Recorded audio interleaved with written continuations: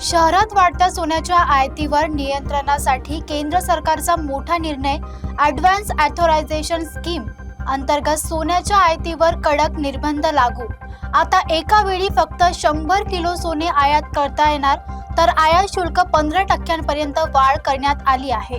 देशात वाढत चाललेल्या सोन्याच्या आयातीमुळे व्यापार तूट वाढत असल्याच्या पार्श्वभूमीवर केंद्र सरकारनं कठोर पावलं उचलली आहेत। ॲडव्हान्स ऑथरायझेशन स्कीम अंतर्गत सोन्याच्या आयातीवर आता कडक निर्बंध लागू करण्यात आले।